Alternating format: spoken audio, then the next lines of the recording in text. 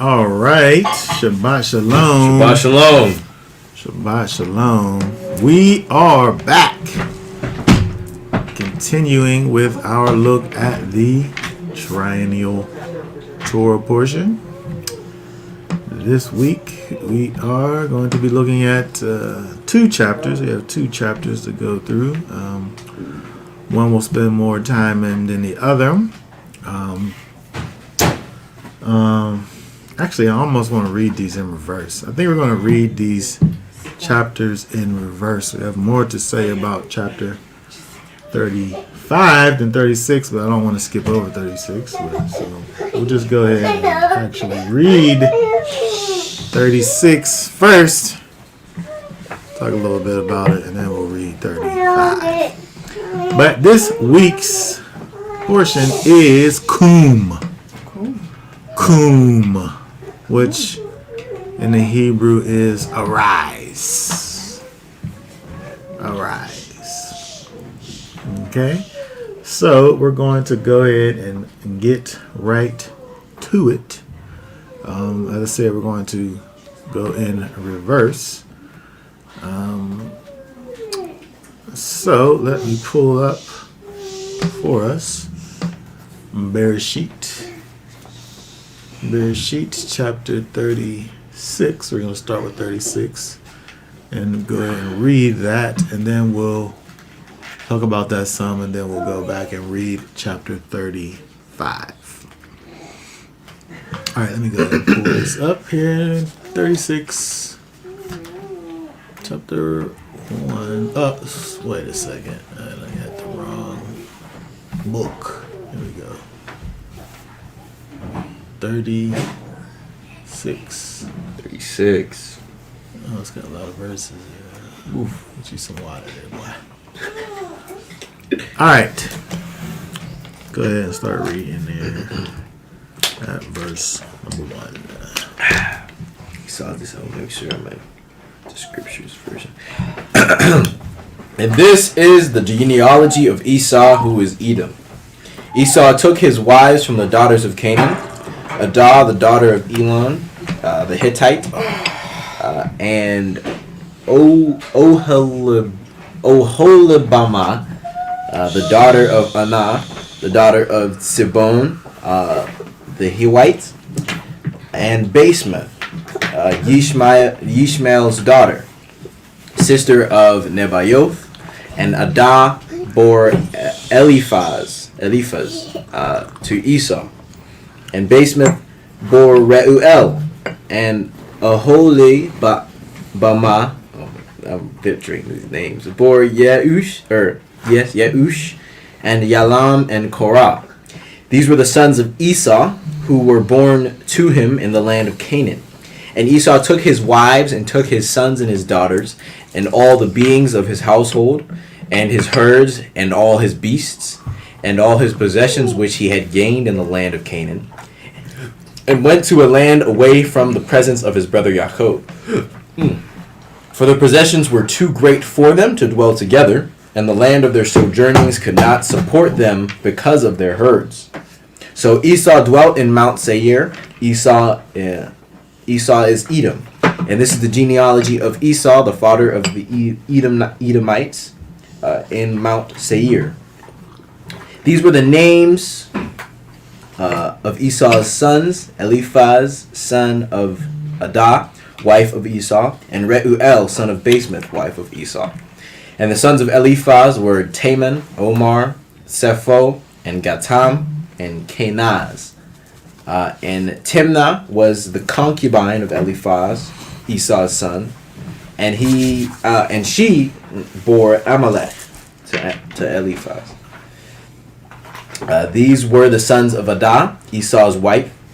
These were the sons of Reuel, Nahath and Zerah, Shema, and Midzah. These were the sons of Basemath, Esau's wife. These were the sons of Oholibamah, Esau's wife, the daughter of Anah, the daughter of Sibon, and she bore to Esau Yeush, Yalam, and Korah. These were the chiefs of the sons of Esau, the sons of Eliphaz, The firstborn son of Esau were Chief Teman, Chief Omar, Chief Sepho, and Chief Kenaz, Chief Korah, Chief Gatam, and Chief Amalek. These were the chiefs of Eliphaz in the land of Edom. They were the sons of Adah. And these were the sons of Reuel, Esau's son, Chief Nahath, Chief Zerah, Chief Sama, and Chief Mitzah. These were the chiefs of Reuel in the land of Edom. And these were the sons of Basemath, Esau's wife. And these were the sons of Aholibamah, Esau's wife, Chief Yeush, Chief Yalam, and Chief Korah. These were the chiefs descending from Oholibamah, Esau's wife, the daughter of Anah. And these were the sons of Esau, who was Edom, and these were their chiefs. These were the sons of Seir, the Horite, who inhabited the land, Lotan, and Shobal, and Sibon, and Anah. And Dishon, and Etzer, and Dishan, these were the chiefs of the Horites, the sons of Seir, in the land of Edom. And the sons of Lotan were Hori and Heman. Lotan's sister was Timnah.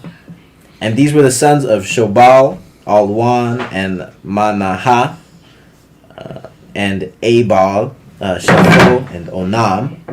And these were the sons of Sibon, both Ayah, Anah.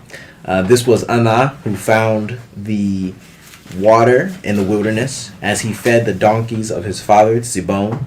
And these were the children of Anah, Dishon and Oholibamah, the daughter of Anah.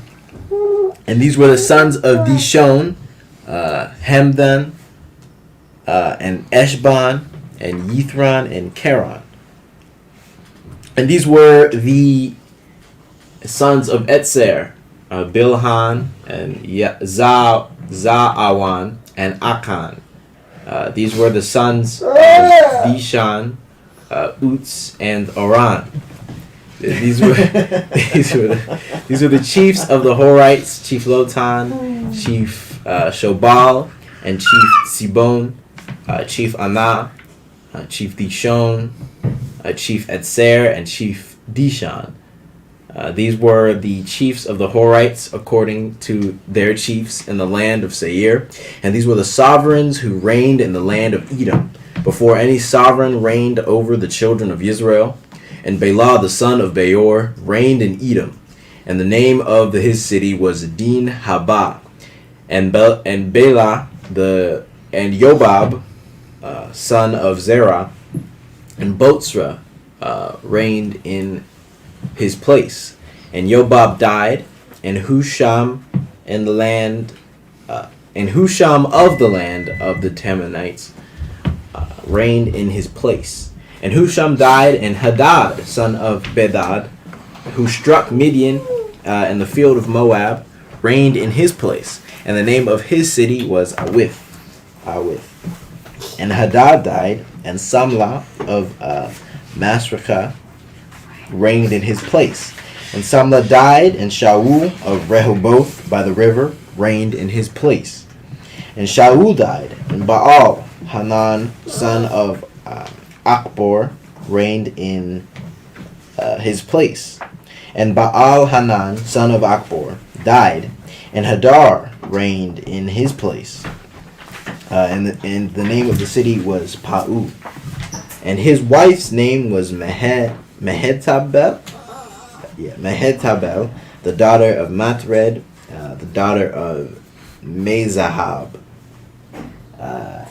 And these were the names of the chiefs of Esau, according to their clans and their places, by their names: Chief Timnah, Chief Alwa, Chief Zeheth, Chief Aholibamah, Chief Elah, Chief Pinon, Chief Kenaz, Chief Teman, Chief Mibzar, Chief Magideel, Chief Iram. And these were the chiefs of Edom, according to their dwelling places in the land of their possession. Esau was the father of the Edomites. Okay, very good. Very good. All right, so we look at this chapter here, which is one of the these are the generations, the Toldot chapters in Scripture. It's interesting we don't have many of those Toldot. These are the generations, but this one in particular is one that deals with the generations of Esau. It's interesting that most times when you see Esau in this chapter, it connects Esau with Edom. You know, I thought that was interesting because you've seen that multiple times.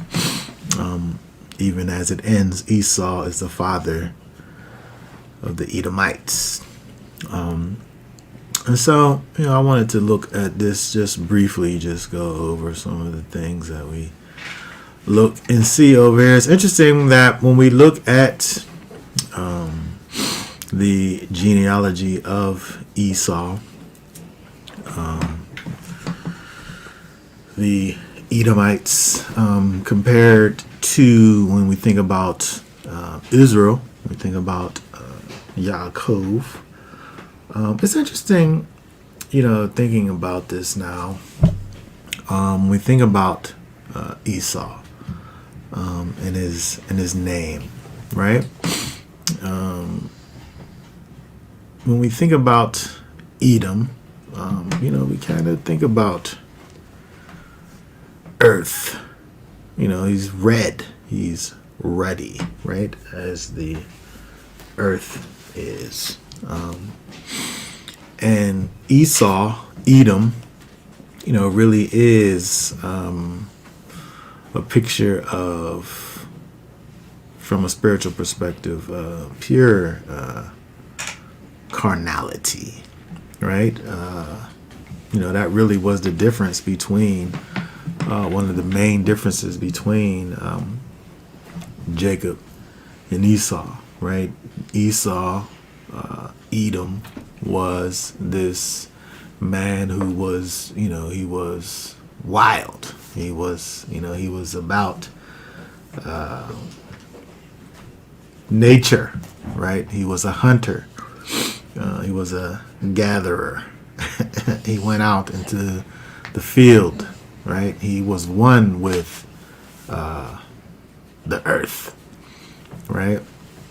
And so it's interesting when we see his name, which, you know, his name is, his mama called him Esau, but, you know, he is Edom, right? It's interesting that we have this here where it says, you know, the genealogy of Esau, who is, like it's telling us who Esau is. Esau is Edom.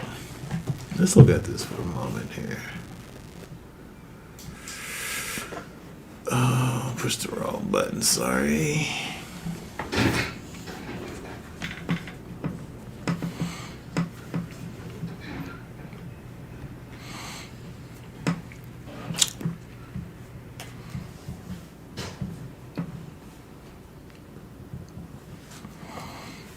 Red, ruddy, rosy, right? It's interesting when we think about, again, you know, being someone who spent some time in the South. I've witnessed with my own eyes, you know, red clay in the South. You know, you look at dirt.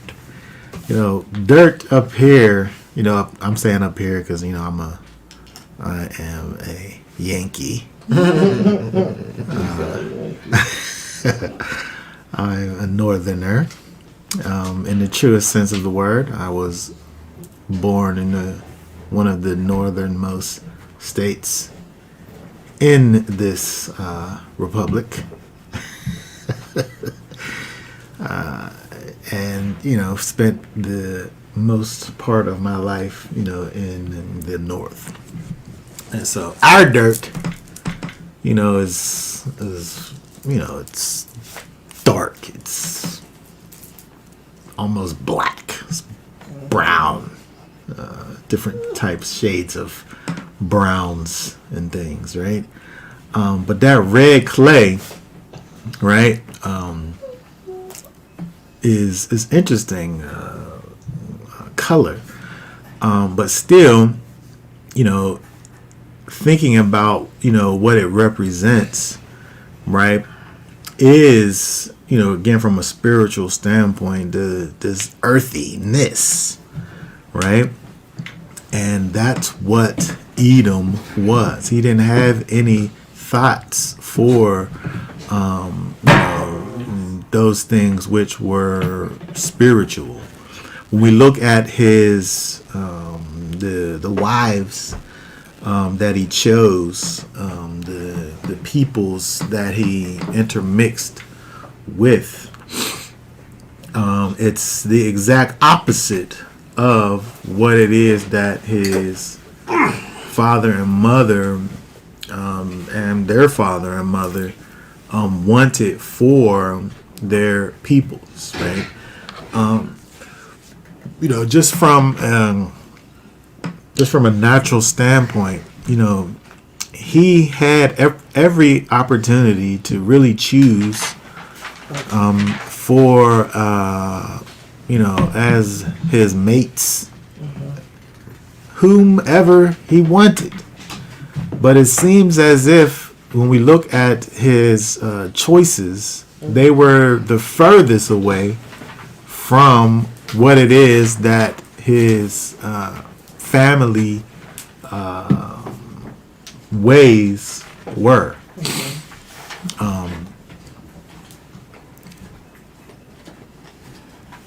And so when we look at, kind of what this helps us to understand, and, again, from a spiritual perspective, what we see with Esau is the epitome of carnality, right? He's not even trying to do anything remotely closely related to what it is that his parents wanted. Remember a few chapters back at this point, when he first went and got his first wives, and it talks about the sorrow of their his parents as a result of it. And again, when we go through the genealogies here, it's just more of that mixing, and we see even the Edomites who continue and become basically one of the arch nemesis of Israel. We see also the Amalekites also in this list here. The Amalekites, who again, they're on the list, right? There's a short list of these peoples who are just off limits in terms of those that Israel was to be with. And here within this genealogy, we see both Edom, which is the kind of the progenitors here, but also we see Amalek, of the Amalekites. And so it's interesting, just kind of looking at these different mixtures here, as it relates to Esau, who is in fact Edom. What do we have here? Comment. Very controversial. Interesting scriptures here when it comes to the discussion within Israel of what the identity of Esau, Edom is in the times of old and in the times of today's time. Yes, I suppose it is. People, want to, say who is Esau, who is Edom, as a people. As far as I'm concerned, when we look at, these peoples and wanting to identify them, there's people who are against the things of the Most High, and there are people that are for the ways of the Most High, and so in that regard, there's two kinds of people, right? Either you're for him or you're against him. And so, as far as I'm concerned, if you're against the Most High, that's who you are. You're Edom, right? You're Esau. If you're against the Most High, you're the one who he hates, right? He loves the people and he hates the people. Which side are you going to be on, right? Just because because at the end of the day, when we go back to Esau, he's the brother of Jacob, right? So essentially, we're talking about the same people, right? If we're talking about two brothers, their children, that's the same people, right? They got the same blood flowing through their veins. The difference is that one was one that was dedicated and committed to the things of the Most High. His desire in life was to draw close to the Almighty and do the things that were pleasing in His sight. And the other one, wanted to be in the fields. He wanted to, have the earth beneath his feet, and roam in the fields, right, and experience physicalness. And we have to be able to understand that the Most High, He's put us in this place, right? And so it's impossible for us not to, from a certain standpoint, live in,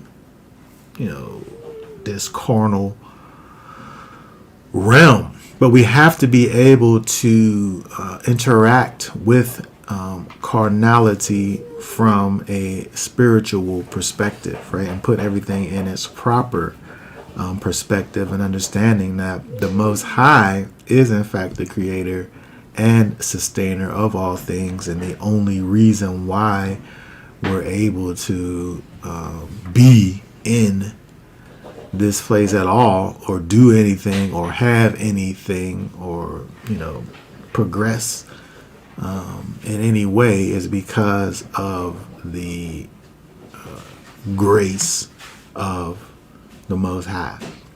And so when we have a spiritual perspective, when we're thinking about things for what they truly are, the Elohim is spirit, right? And we think about things from the perspective of the way that they truly are, we transcend this carnal world, right? And we understand that, we're here, in these physical bodies, but who we really are is something else, right? And so we have to get to the place of reconnecting back to the source, right? And Esau was one, he wanted to reconnect with the woods, right? And the things that created things, right? He wanted to connect with the created as opposed to the creator, right? I'm sure that, from a physical standpoint, these different peoples, were probably pleasing to his sight, right? But that wasn't the the criteria, as it were, for growing a family from the thought processes that come from Abraham and down, right? He left out from among his people, but he always, as far as the procreating, was from his people, right? He wasn't trying to have these people be this mixture of a people, right? And so, Esau, reverts back to kind of the pre Most High ways, of the family, right? And Jacob is kind of the post Most High ways, right? So you're saying the one twin is the carnal, and then the other twin is the spiritual. Yes, exactly. And so we can go and we can get into the history books and we can try to trace these. It's interesting when you look at these things, by the way, when you try to kind of link these, people groups with, people from a historical standpoint, it's sometimes hard because names, places, aren't always the same. Like, we don't always get exact representation of, say, like if we was to look for, if we was going to try to find these Dishon people, just for instance, I just randomly chose that. From a historical standpoint, maybe we'll find some people that have this close name to what they was from a historical people, and maybe this is some type of Hebrew representation of these people from another language, right? And so sometimes, because if we go back at the beginnings of the text is Hebrew, right? And so these people, even though they had Semitic languages, the languages were different, right? And so there could be something similar sounding to this, and potentially this is like a Hebrew representation of a different language. And so in that regard, it's sometimes hard to actually pinpoint these different people groups outside of the scriptures, because the scriptures, of course, is coming from a Hebrew perspective, and these people, of course, were Hebrew adjacent, right? And so it's interesting when we look at these peoples, but for me, the main thing that I gain from this is the kind of the way in which Esau and his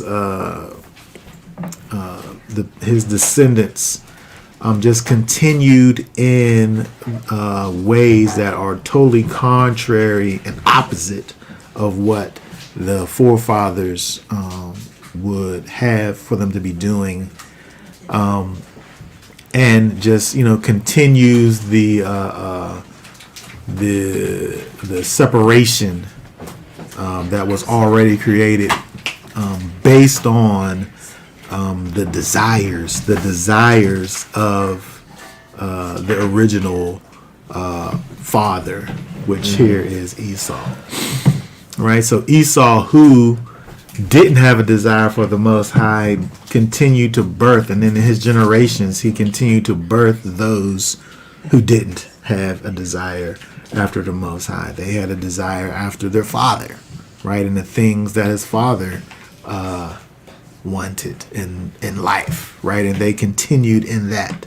And so when we look at Jacob, we look at Israel, we look at what his desire in fact was, and we see what the result is of his children that come after him, and the way in which he continues in the ways. All right, so that being said, I want to just briefly just look at that chapter. I don't have much to say about it. If you have any thoughts, questions, comments, go ahead, put those in the comment section, and we'll deal with that.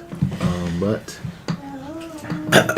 in the meantime, we're going to go ahead and go back and look at chapter 35. If I can just get a hold of my cursor. Oh, here it is. 1 second here. And I'm just going to pull up chapter 35. Put that on the screen here.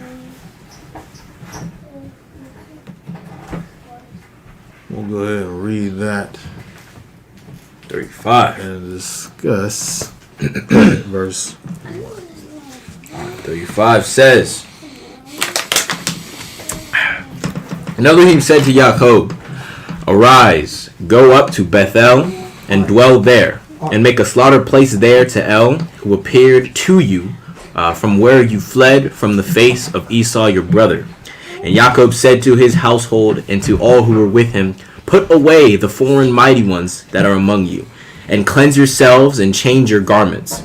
And let us arise and go up to Bethel, and let me make there a slaughter place to El, who answered me in the day of my distress, and has been with me in the way which I have gone. So they gave Yaakov all the foreign mighty ones which were in their hands, and all their earrings which were in their ears. And Yaakov hid them under the terebinth tree which was near Shechem. And they departed, and the fear of Elohim was upon the cities that were all around them.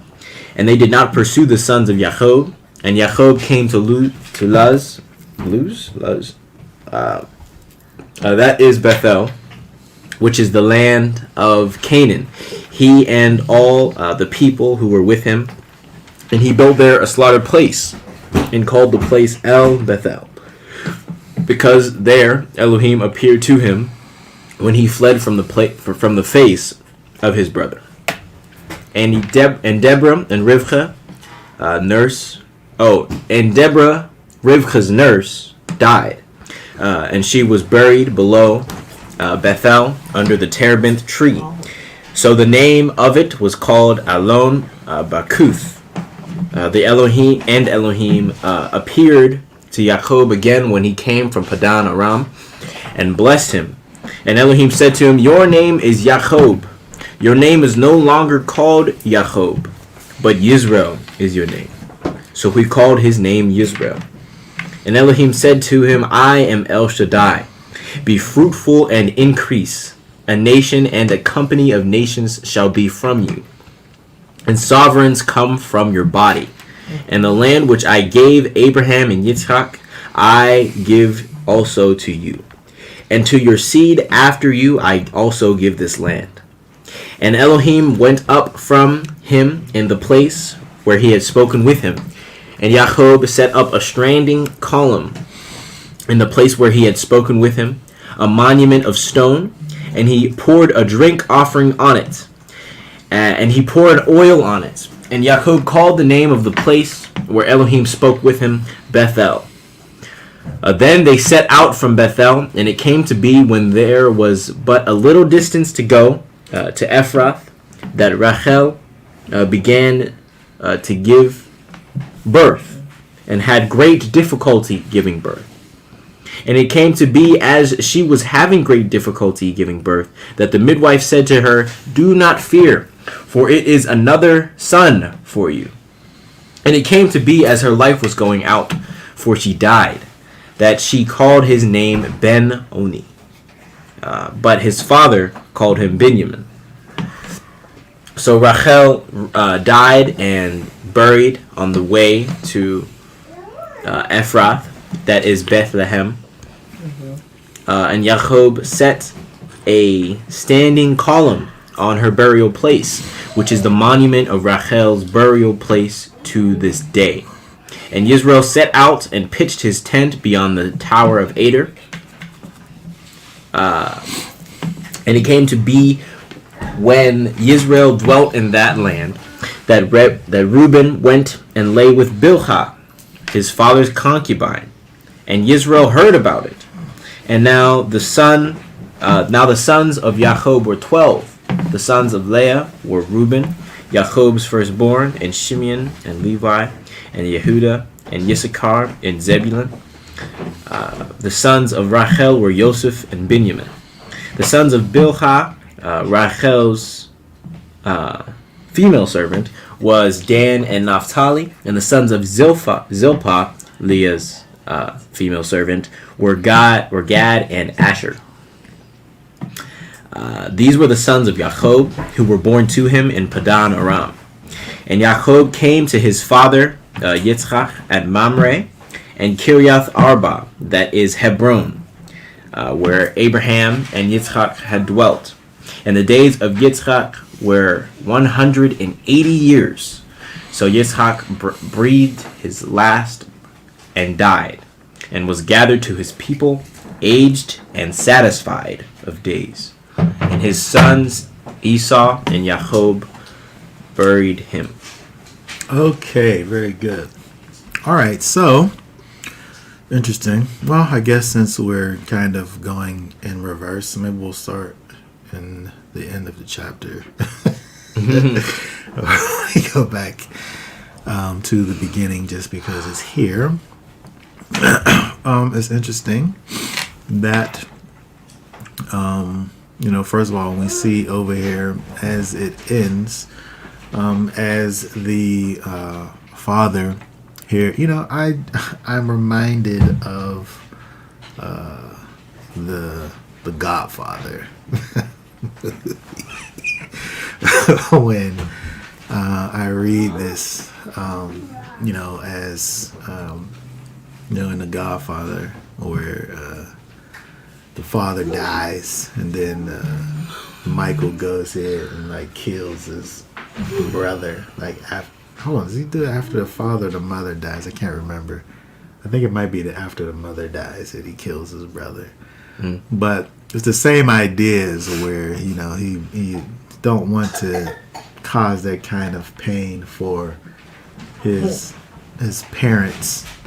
And so he, waits until after, they're away in order to do this thing that he must do, quote unquote, and, kill his brother that betrays him. And so, when you think about, the relationship between Jacob and Esau, and even when we look at, and it's also emphasized in this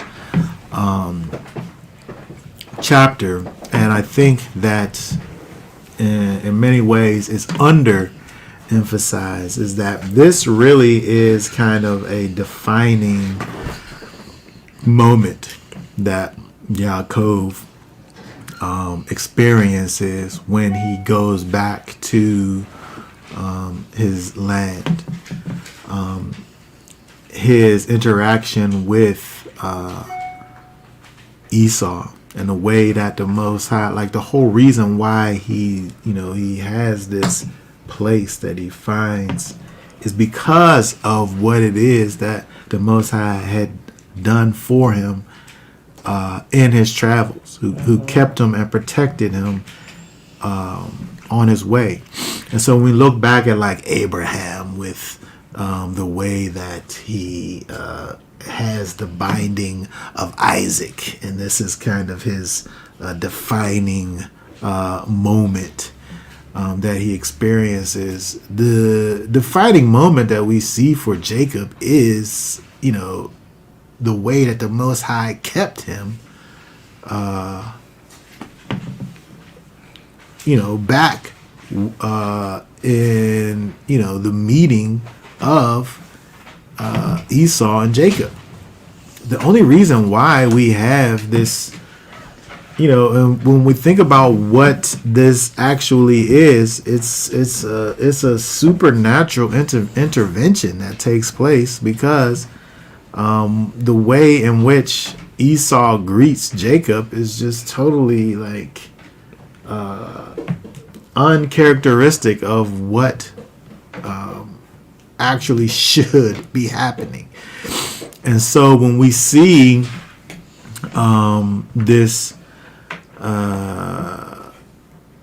this mentioned again, it's not just mentioned just kind of willy-nilly, like it has a significant meaning. And so, yes, of course, they come together as children do for burials. We saw the same with Isaac and Ishmael, right? From that perspective, at least they had that going for them. But as we saw in the following chapter, in chapter 36, Edom and the people that come from Edom, they are the enemies of Israel. And so it's interesting, when we look at, these things. But I wanted to say that when we look at, it's interesting that when we see this verse 22 here, read verse 22 again for us. 22. And it came to be when Yisrael dwelt in that land that Reuben went and lay with Bilhah, his father's concubine. And Yisrael heard about it. Now the sons of Yaakov were 12. And that's the end.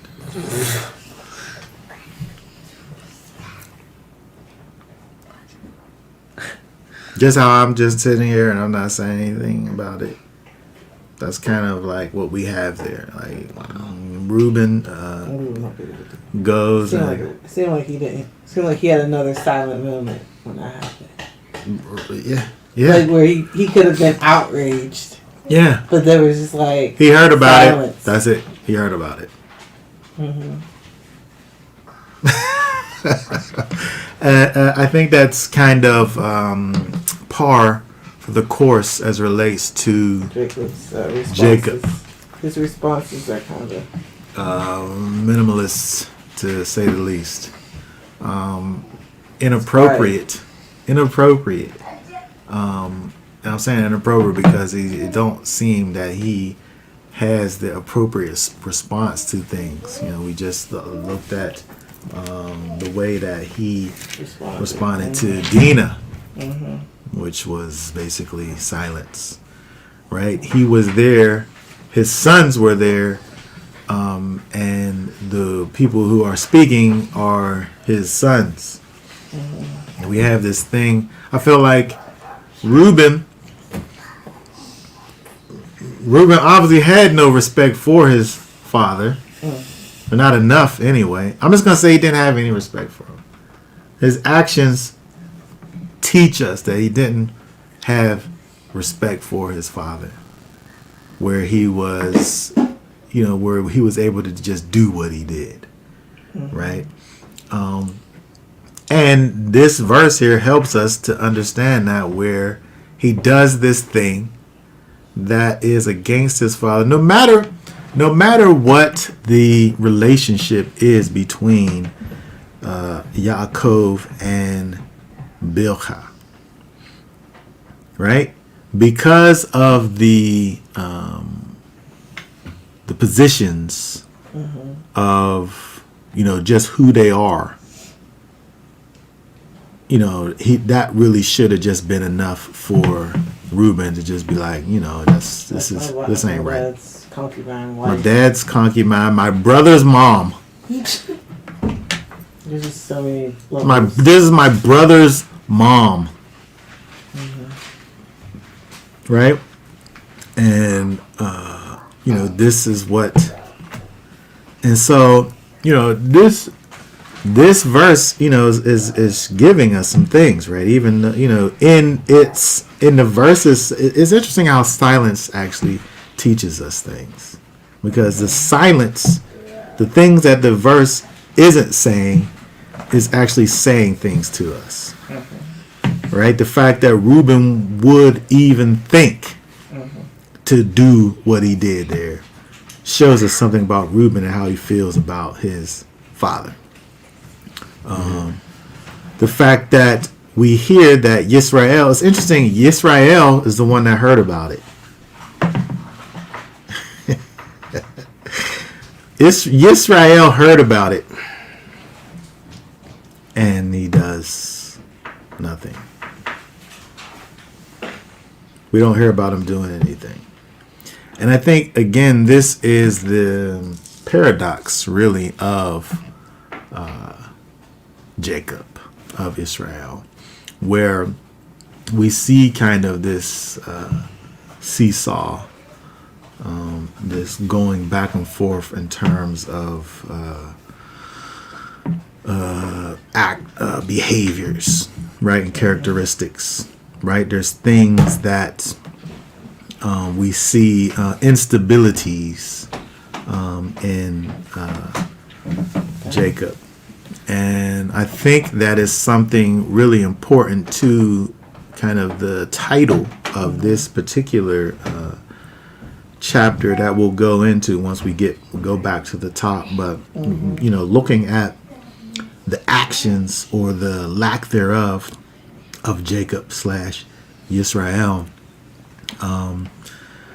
we see kind of the inconsistencies that exist and the need for some stability in his situation, not only in his situation for his own self, but as a example to his children, right? His instability shows in his children, right? In the actions of his children, give you an example of his instability. And case in point, Reuben, dealing with his brother's mom, his father's concubine, in this way. All right, let's look at some of these comments over here. We see here. The mention of the sin, but not mentioning a complete banishment or disinheritance, shows the mercy of the Creator, the firstborn, Israel, not being completely put away.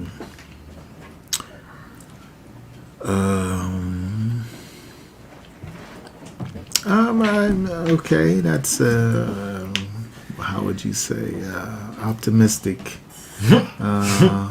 way to think about it, in terms of the Most High oftentimes doesn't deal with us with our punishment right away, because later we see where we see he basically gets a curse on him later, and I guess I mean that's not wrong. It's 100% correct. It's not the way in which I was thinking about it is absolutely correct. The Most High does in fact deal with us in this way. He allows for us to do whatever it is that we want to do, right or wrong. But at some point, we're going to have to deal with the actions, right? Yes, that's an interesting perspective. Second Ezra 6:9. For Esau is the end of the world, and Jacob the beginning of it that follows. Oh, yes, that's an interesting thought indeed. When we think about the opposites, right? When we think about, there's Jacob, there's Esau, right? You're for him or you're against him. You're one that Yahweh loves or you're one that he hates, right? If you are on one side, there's an end to your situation, right? But if you're on the other side, the right side, the side of Israel, the side of the people of the Most High, this is the beginning of life, of true life. It's interesting, Jacob, the beginning of it that follows, right? There's a way for you to be folded into the situation, right? If you follow, right? If there is a connection, an adherence to a particular way of life.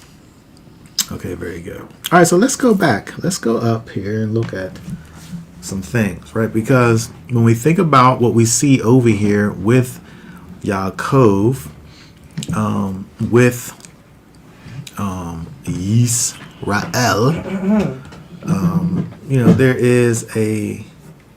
there's something that is necessary inside of Israel, inside of Yaakov, inside of each and every one of us, that causes for us to be able to reach the place that the Most High wants for us to be. Read again verse 1 here. 1. And Elohim said to Jacob, Arise, go up to Bethel, and dwell there, and make a slaughter place there to El, who appeared to you when you fled from the face of Esau your brother. Okay, again, so mentioned before the re-mentioning of this thing that happened, right?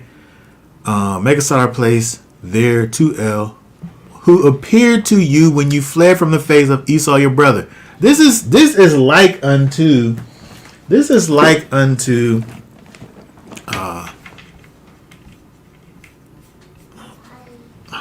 hold on a second. I keep losing my cursor. This thing here where he says, make a slaughter place there to El, who appeared to you when you fled from the face of Esau your brother. This is like unto Exodus chapter 20 and verse 1. 20 and 1. This is on the same level as this verse 2. Read 1 and 2. 1 and 2. And Elohim spoke all these words, saying, I am Yahweh your Elohim, who brought you out of the land of Mitzrayim, out of the house of slavery. This what we see over here in Genesis 35 and 1, where it talks about who appeared to you when you fled from the face of Esau your brother is on par with, equal to Exodus chapter 20 and verse 2, where the Most High says, I am Yahweh your Elohim, who brought you out of the land of Mitzrayim, out of the house of slavery. Like this great and mighty, miraculous thing that the Most High did, that he puts kind of on the end of his name, almost as if it's describing further who he is. He's Yahweh. He's your Elohim. Oh, and he's the one who brought you out of the land of Mitzrayim, out of the house of bondage. The same way that he said, go over here and make this place where I'll dwell. Oh, wait, verse 35. Who appeared El, this is telling you who it is. Like, make a slaughter place to El, to the mighty one. Oh yeah, the one who appeared to you when you fled. Like, this is the way that he knows that he's mighty. The way that Yaakov understands the mightiness of the mighty one is what he did for him when he fled from the face of Esau, your brother. Okay, so again, this is not just kind of just like a throwaway chapter that we find, just something that happened along the story of Jacob. This is a defining moment in this situation, and it's a way that the Most High, is describing his own self. But the first thing that he says to him is, arise. He said, "Kum," not quam. He said, "Kum." He said, "Kum." Right. This is what he says to him first. Right. Let's look at this here. Word here. Just have to stop.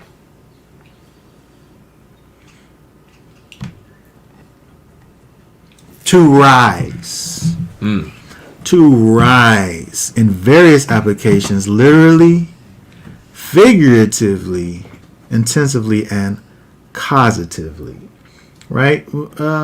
So this word means to abide. It means to continue. Wow. It means to lift up again. It means to rise, to arise, to rise up, to rouse up. Right? To establish, to make, not only to establish and not only to stand up, but to make to stand up. Right? It's not only the idea of you standing up, but it's the idea of you making to stand up. Or to steer up, or to strengthen. All of these things are included in this word here, kum.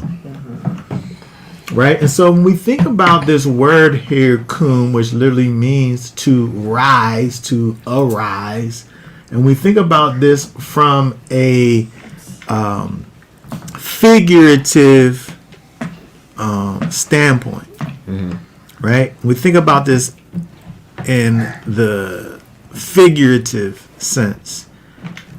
We can think about then faith. Right? Because when we think about faith, we have the idea of steadfastness. We have the idea of being convinced of a thing, of being persuaded, right, of a thing. Being able to endure a thing. And this word kum means that, right? Endure. And so again, when we think about this word from a figurative standpoint, we could also think about faith. Right? The word don't mean faith. Right? It means to rise. But when we think about what rising, what it is to kum, right? Kuming causes us to be faithers. All right? We can also think about the idea of being upright when we think about kum. When we think about rising up, not only rising up as in thinking about the idea of just standing up, like sitting down or laying down and then getting up from that. But when we think about kuming, in the idea of standing upright, walking in a way that is in fact righteous and upright. So the first thing that Elohim is doing to Yaakov in this situation is he's making a call to action. He said, rise up. He said, stand up. He said, get up and remain. Right? And so when we think about standing up, when we think about being upright, when we thinking about, answering the call to action that's given by the Most High, of course, righteousness is involved. Right? Righteousness is involved in the situation. Set apartness, differentness.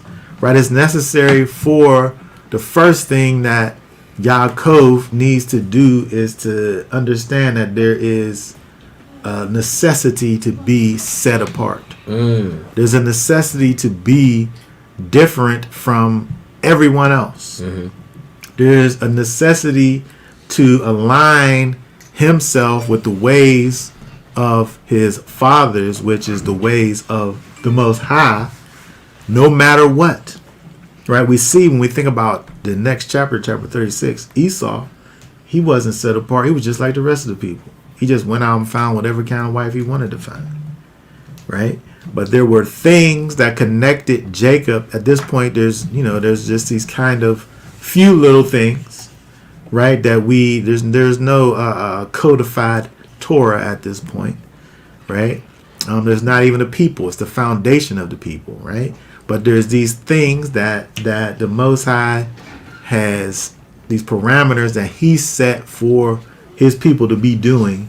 And one of them included the way in which they found how they established their families, right?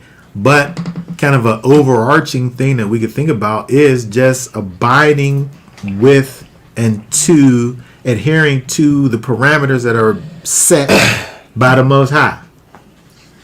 And so when he says to Jacob to arise, all of these things are something that, he's calling for.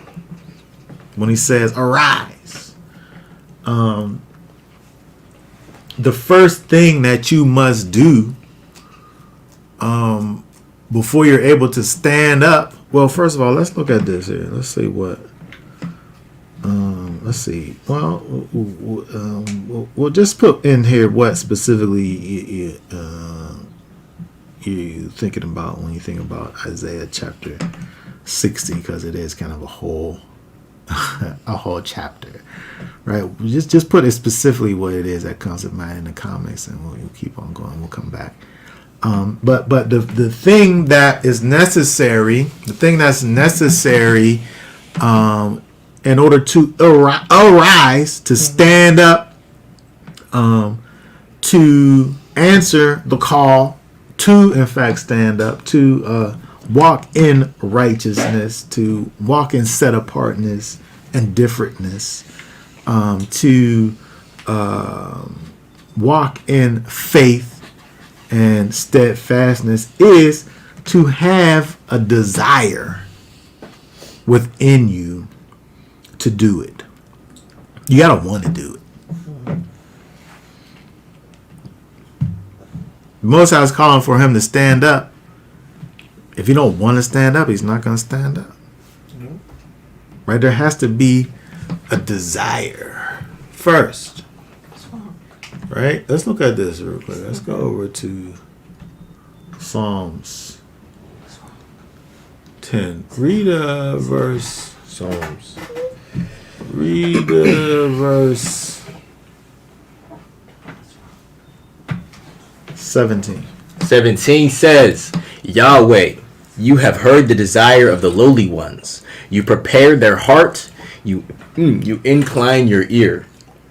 Oh, just read 18 with it. To defend the fatherless and the downtrodden, so that man who is of the earth no longer oppresses.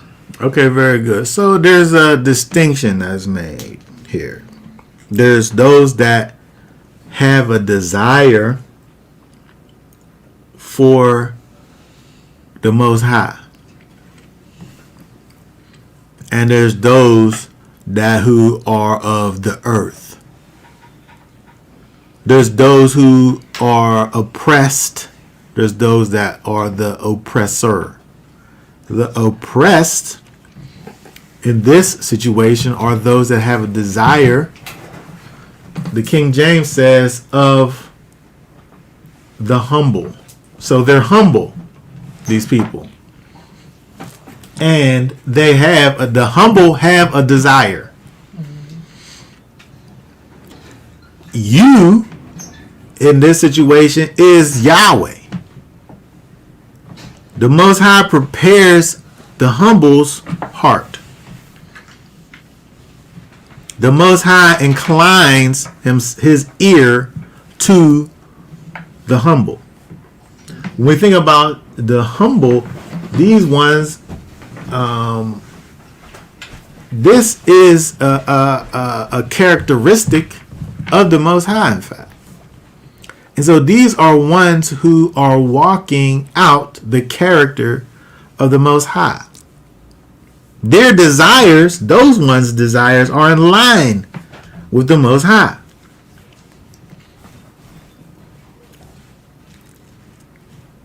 And those ones are, their heart is being prepared by the Most High. What comes first here? The chicken or the egg? Has he prepared their hearts first, and then therefore they have a desire unto him and are walking in humility as a result, or did they begin in humility first, and then the Most High began to prepare their hearts, and then he inclined the ear? We don't know here from this, which comes first, but there's a connection. There's a connection between those that are, in fact, walking in humility, who are humble. Their desire is, it classifies, it quantifies or qualifies these people as being humble. Like, this is how they are being described. This is a characteristic that is being associated, connected to them. Like, they're humble. So it's not just somebody who does something in humility. Like, this is an actual characteristic of this individual, someone who is the humble. Mm-hmm. And that one's desires are heard by the Most High. And so when we think about the Most High calling for Jacob to arise, thinking about the fact that he must have a desire in his heart that is aligned with the things of the Most High, we understand that it is necessary for us, in fact, to have our hearts and minds, our desire be of the Most High and the things that are connected to the Most High, so that he is able to direct our paths. Mm. Okay, you have over here, verse 3. 3 verses. We could look at 3 verses, right? Let's see here. Isaiah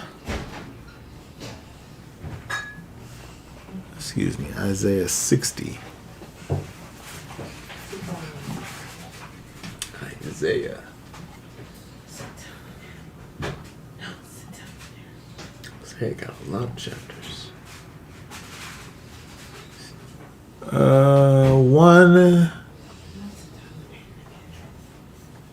1 through 3. Go ahead, read 1 that. through 3. Arise, shine, for your light has come, and the esteem of Yahweh has risen upon you. For look, darkness comes Darkness covers the earth, and thick darkness the peoples. But Yahweh arises over you, and his esteem is seen upon you. And the nations shall come to your light, and sovereigns to the brightness of your rising. And the nations shall come to your light, and the kings to the brightness of your rising. When we think about what it is that we do in our rising,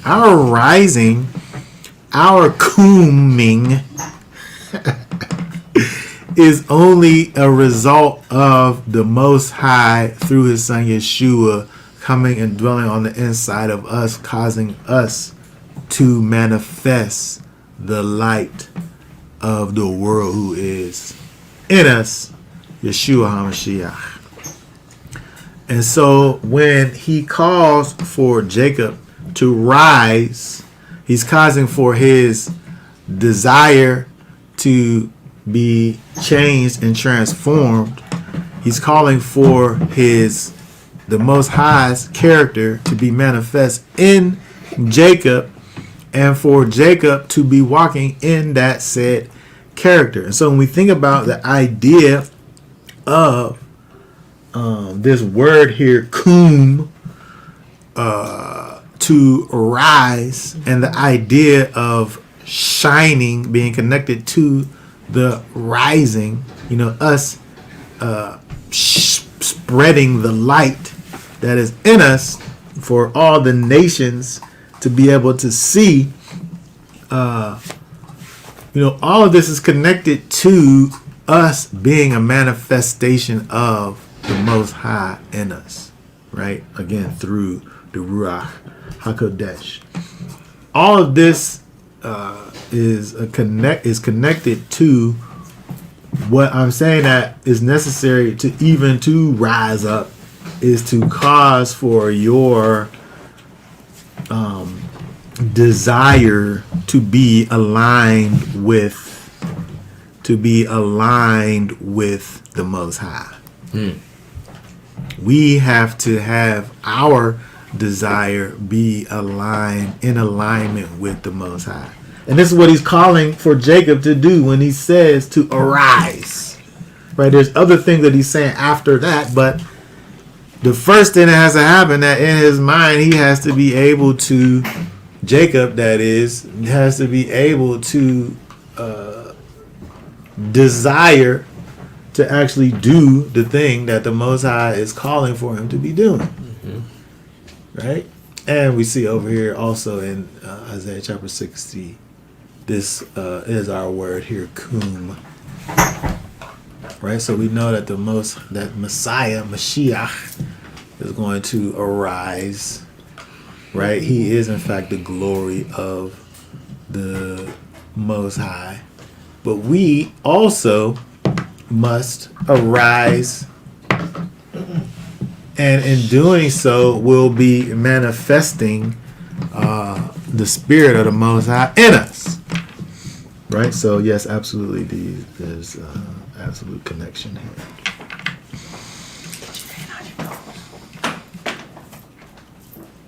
All right, so let's keep on going. Let's look at some other things here when we think about this idea of our desire. Our desire, the thing that... Here, let's look at this. Hold on, let's go back to this real quick. Oh, we can look at it in the next verse that I'll pull up because it's using the same word here. Let's look at Proverbs. Proverbs 10. Chapter 10, verse... Read verse 24 now. Verse 24 says, "What the wrong one fears comes upon him, but the desire of the righteous is granted." Okay, hold on a second. Read this King James one down at the bottom. It says, "The fear of the wicked, it shall come upon him." The fear of the wicked, that's coming on you. That's gonna come on you. What the wrong one fears comes upon him. Right? The thing that he's scared of, that thing gonna get you. Right? The wicked though. Right? The one who's not connected to the Most High. The one who isn't manifesting the character of the Most High. His fear, that fear is going to come upon you. But the desire of the righteous is granted. Not because the thing that, and not like anything he wants he's going to get, but the desire of the righteous is granted because his desire is that of the Most High.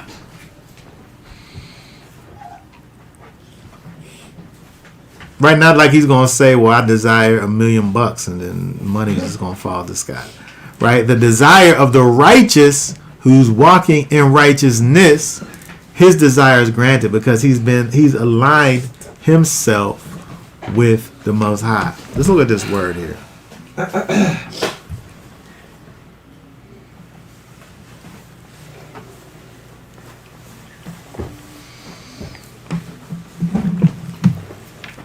Let's look at this word here. One second here. Let's see.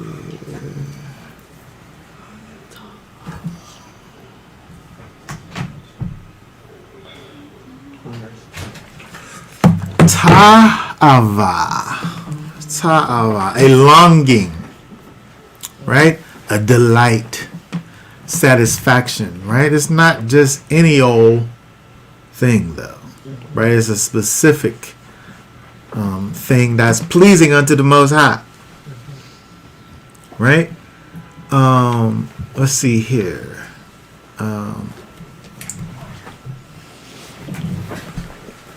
Right, because look, it's interesting that we have in this definition here, this says a lust or lusting, right? Because what we really talking about is a strong desire, a longing. But the thing that the Most High is going to be pleased with is the longing, the strong desire of the righteous. Okay, right? So there is a qualifier involved here, the desire of the righteous. And so when we have our thoughts, our heart and mind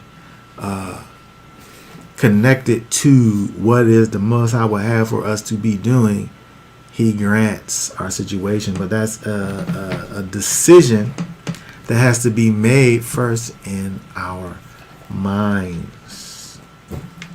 Here's another one here. Look at this here. I keep losing my cursor. Where it goes. Oh, there we go. Let's go to the next chapter 11. Chapter 11 here. Proverbs 11. Verse 23. Yeah. Proverbs. Read verse 23 there. 23 says, the desire of the righteous is only good.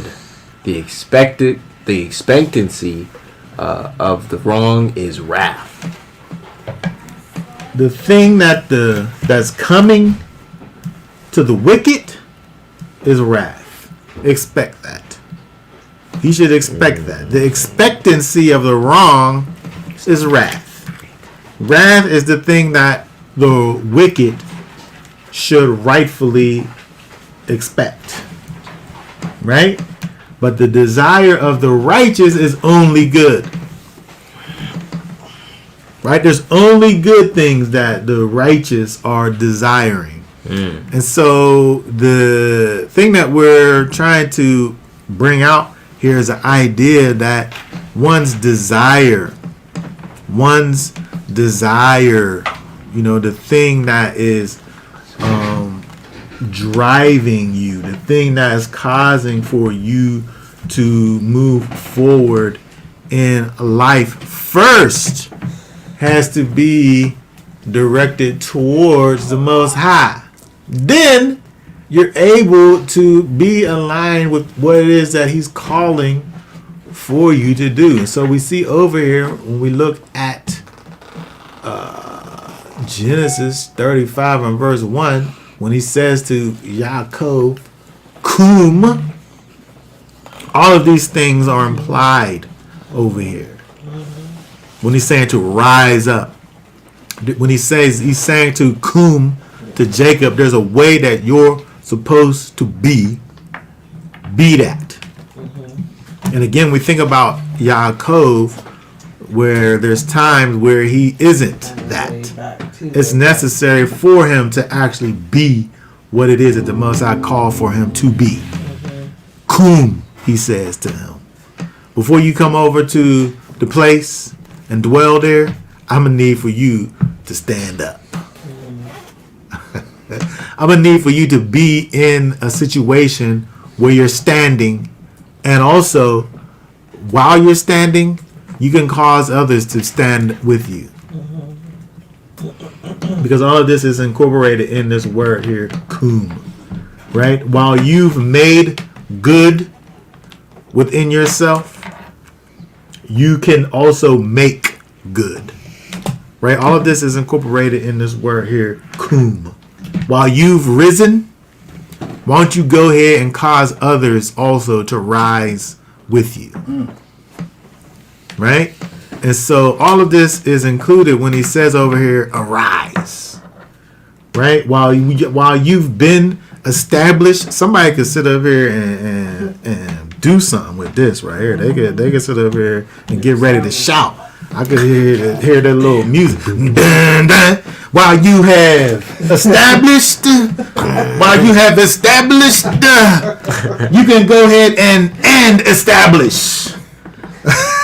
Right? While you stand up, you could go ahead and show others how they could stand up right next to you. Right? How you've been strengthened. Yeah. You can go ahead and cause others to be strengthened. Yeah. You got to put that duh at the end. Right? How he's caused you to succeed.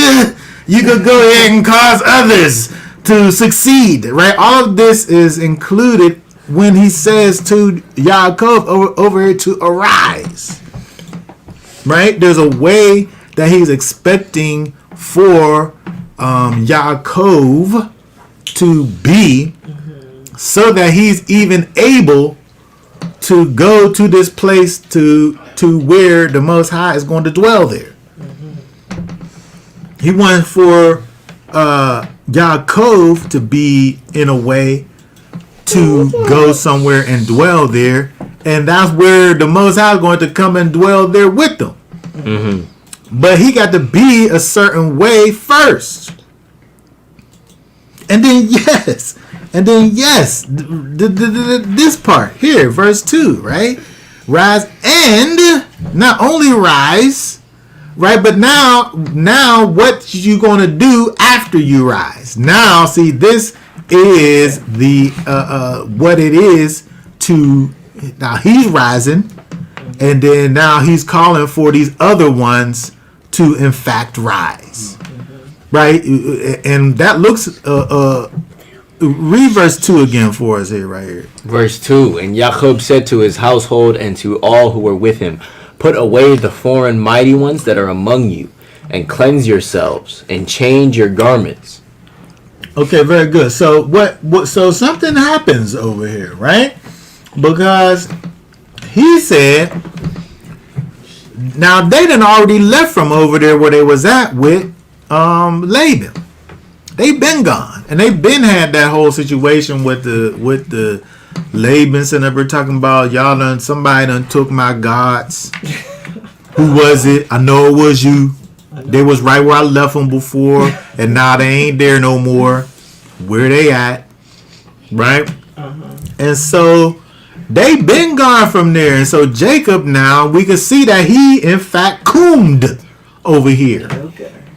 Let's get rid of these. I don't know how you say coom in the past tense.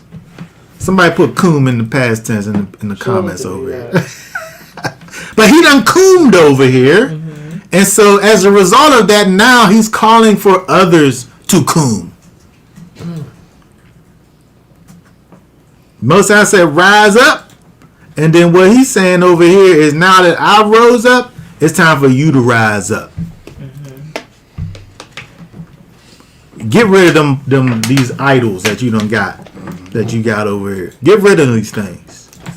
Get rid of these foreign mighty ones that are among you. I know you got them. Right? All these little trinkets that you got, they need to be thrown in the garbage. right? All these little, and not that earrings are some kind of bad thing, but they would have these little earrings, just like how we got, people walking around with their little ankhs on them, their little God things, and make earrings out of them.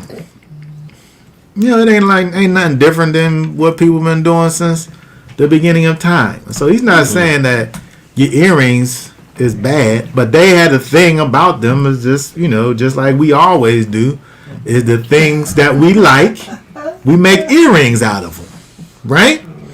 And so that's cracking me up. That made me laugh too. Oh my goodness. Okay, so he's saying take all that stuff and get rid of it. Put those things away. Put those things away in the trash, because that's what they are, is trash. They're garbage, rubbish, right?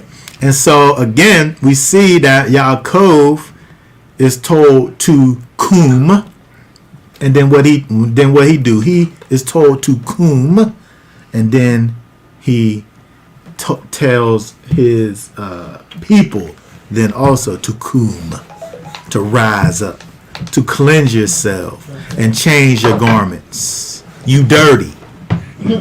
You need to get cleaned up, right?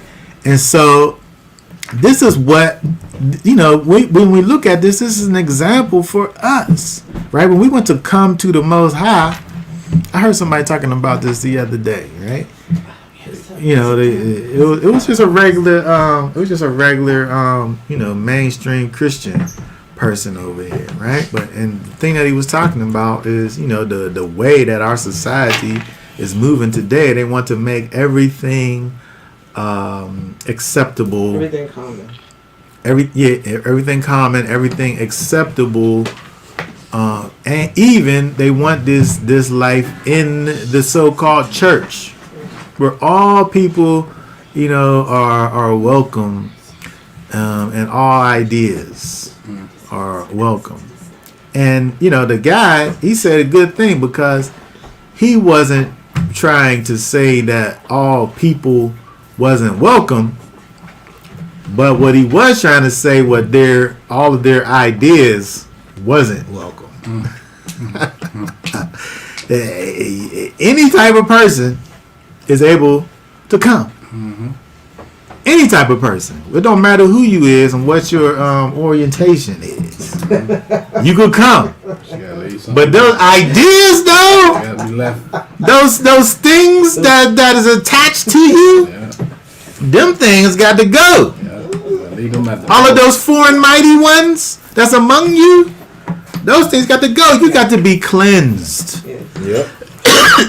Right? So not to say that everybody ain't welcome, but you got to say what is sin and what isn't. And some of them things that you got, some of them ideas, is sinful ideas. Those ain't welcome. You yourself as an individual, yes, you're welcome. Come, please come. But don't think that you're supposed to stay like you are. Right. Come as you are, but don't be who you are. Matter of fact, who you are is supposed to die. Right? That's what they talk about. You yourself dies. And so all of your things that you got with you that's contrary to the will of the Most High, those things must diminish. So that Messiah in you can increase. Go ahead. I was just going to say that you coming because you got problems. That's the only reason why you come. Because you got problems that you need to fix. And all of that, and see, all of that is included in this word here, kum, to arise. Because there's a reason why Jacob is able to, in his mind, hear the Most High say, "Arise," and him say, or him not say, "Oh no, I don't need to arise." Like that's not his response. He understands when he heard the Most High say, "Arise," something in him caused for him to be able to understand. Yeah, I'm gonna go ahead and come. Like he's saying to stand up, and not only that, I'm not just only going to stand up and come, but I'm going to also, as I'm standing up and I'm coming, I'm going to actually be and manifest who it is the Most High has actually called for me to be, and bring my household with me properly. Because he could, I'm saying he could have just stood up, quote unquote, stood up and went and did this thing and just let it have been just like a personal thing with him. But the thing that the Most High is calling for him to do when he says to arise is actually includes him. He can't cum, he can't continue, he can't stand up and be strengthened if there's weaknesses in his situation, right? And so if he's trying to dedicate himself to the Most High, meanwhile his wife got these little idols, or his children, or his concubines or whatever got these little idols in their situation, that's a conflict, right? That's a weakness, that's a chink in his armor, right? And so the only way that he actually is able to arise is by setting all of these things in order. And that's what he does. That's what he does over here when we see him say, the very second verse, get these things out of here. Wash yourself. Cleanse yourself. Dedicate yourself to the Most High. Sanctify your situation. Get out of these clothes. Change your garments. Them garments is dirty and nasty and pagan and connected to these little false gods. They'll get these earrings and mess out of here, right? And it's interesting when I looked at this. Also, when you think about verse 3,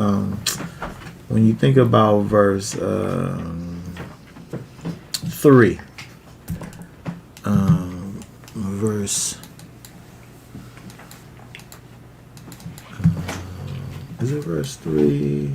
No, it's verse 4.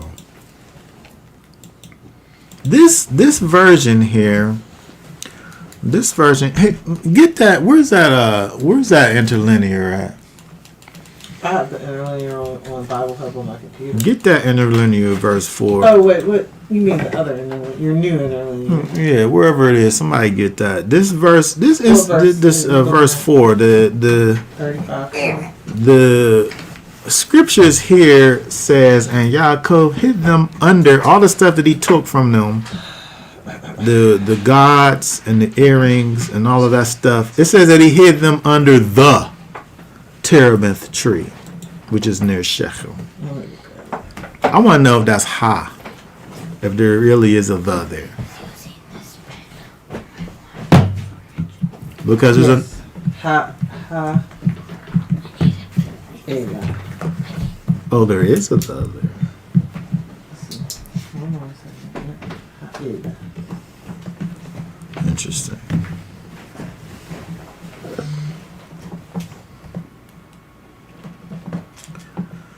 Where's my cursor?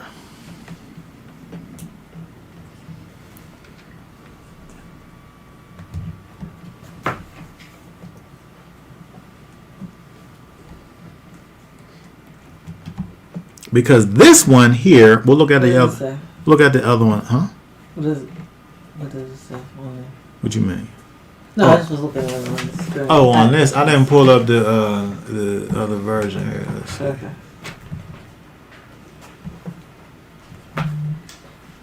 That's verse 4. Ha. Ela. Right there. Interesting.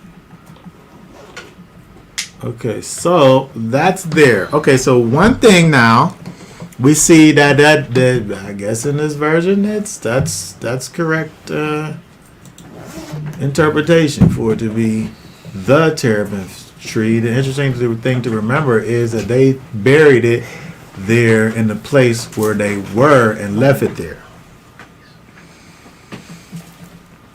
So this being the terebinth tree is one thing, but what do we have in verse here?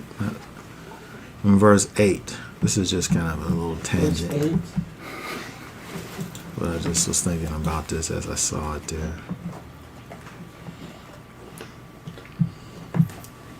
Oh, okay. What version is Shula looking at? Because she don't see a in her version.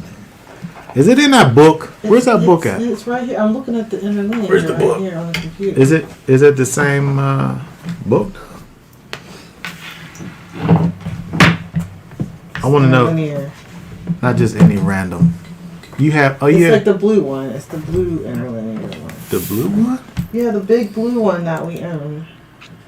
We have two interlinears. We have a blue one and we have. I know, but one's based off of a particular text, and then another one's based off of the scriptus, whatever is. The scriptus, whatever is.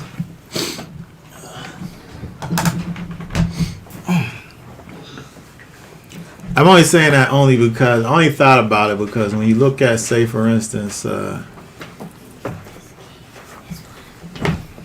wait,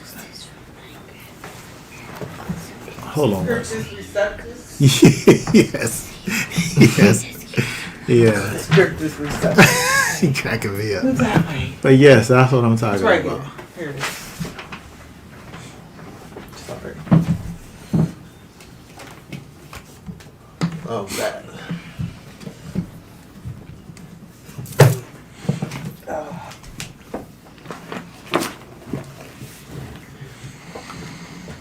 What It's in verse? there. I already checked that. This is the Oh, other. you look at this one? Yeah, it's in there. This is the other interlinear. Okay, can you look at it? I can't look at it. Alright, what verse? Genesis 35 verse 4. 40. Genesis 35. And 4. 4. Yeah, it's right here. But what about 8? Because this one, for it to be here, is for it to be here is one thing, but for it to be in 8 is another thing, because here they took the thing and left it there in Shechem where they were, and then they went into another place from there, It ain't in 8. and so they left, huh? Yeah, it wasn't in 8. And 8. Right. This right. The oak. Ha. Was it at 4? It was in It 4 was in 4, yeah. here, but was it in 8? The oak. Oh, in 8? Yeah, an 8. Oh wow. He appeared alone with the name of him. So we called the oak Ha. Ha Alo.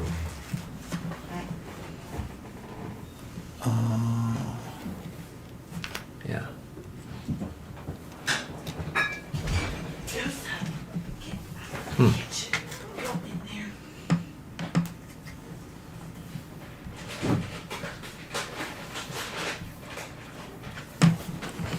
Okay.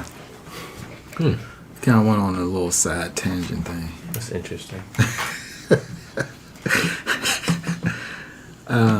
Okay, hold on a second. Let me just put this back over here.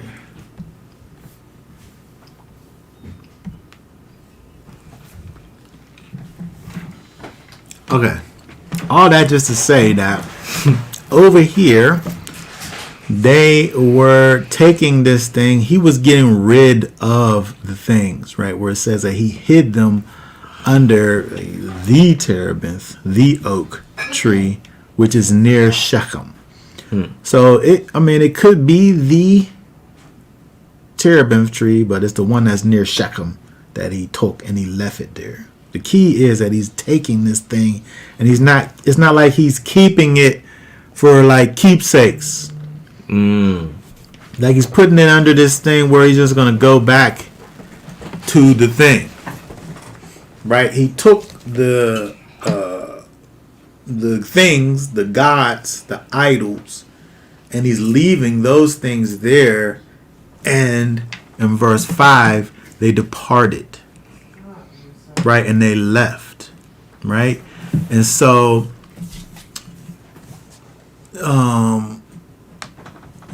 we had to be able to look at these things and understand that the Most High wants for us to be able to not be trying to hold on to these things that are connected to these pagan things, these things that don't have anything to do with him, and not be connected to these things, and be actually ready and willing to depart from these things. He hid them. I feel like he hid them not only from he hid them from everybody. Right? It's not like there's a difference between putting something somewhere and hiding it, I think. What's this word here?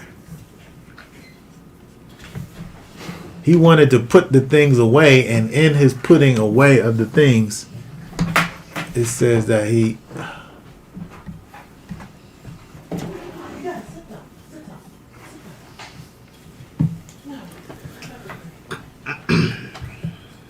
Oh my goodness. Oh, here we go. Hide them. Oh, by covering over and hide, lay privily in secret. He had to get these things away from these people so they could be out of the sight of these people, so that they wouldn't have to be trying to turn back to these things, right? Because again, he says, it's interesting, he said in that, when we look at verse 1 there, the Most High is calling for him to arise, and he says, let us arise and go. Right? Most High said for him to arise, and as he risen, he said, let us arise and go. And so again, we have to have this understanding that, there are things that we are called to leave behind. And all of these things are things that are not connected to righteousness, but in fact connected to wickedness. Right? They go and they're going to this Bethel place, right, to sacrifice. Right? He's going to this place to make a sacrifice. Okay, and so when we think about this place, this altar that is made, this slaughter place that is made, this is the way that the Most High, in fact, has instituted for his people to participate in worship towards him, is this idea of an altar and making sacrifices, right? And all of these things are things that are pictures of other things, right? When we think about a slaughter place, where you take the animal and you remove the life. You remove the life of the animal for the purposes of the Most High. You're removing the life of the animal for the purposes of the Most High. This is what's going on, in and during this sacrifice. And so this thing that he called for particularly Jacob here to be doing, there is a destruction that is involved. There's a killing that is involved. Right? There's a surrendering that is involved. Right? There's a suffering. All this stuff is involved in the sacrifice. If you have these things, these animals, your things are being diminished. Right? If you have a certain number of animals, right? These are all of your possessions, and so your possessions are being diminished. And this is a way that the Most High causes for you and I to express our devotion to Him. Right? There is a loss. There's a loss that is involved. Right? There is a taking. There's a loss, and there's a taking of life. Let's look at this. We look at this all the time. Let's bring it up here.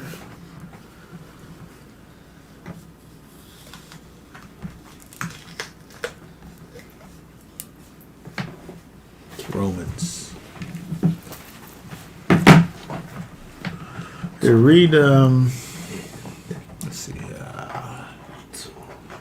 Read verse 1 there. I call upon you, therefore, brothers, through the compassion of Elohim, to present your bodies a living offering, set apart, well-pleasing to Elohim, your reasonable worship. This is what is expected of you. This is the reasonable expectation, your reasonable service, to present your body as a living sacrifice. Okay, and so this is a thing that is well pleasing to the Most High. This is when we look back at the what goes on with Jacob, he calls for the Most High calls for Jacob to arise. Jacob calls for his family to arise. He steps up to the call. He begins to pattern his life in a way that is acceptable to the Most High. He calls for his people to also do that, which it seems is kind of a prerequisite to doing it, right? For not only him himself, the Most High is calling for him to do it, but when he's calling for him to do it, that's including his whole house.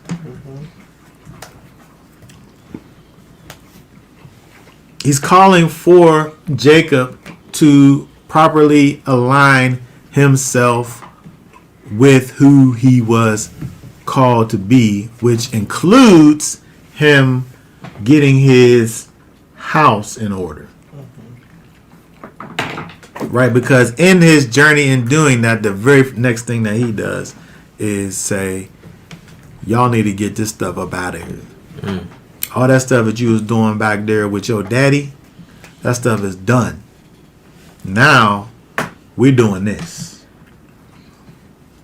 Right? And so we see, it's like we see glimpses of, I want to say, manliness with Yaakov.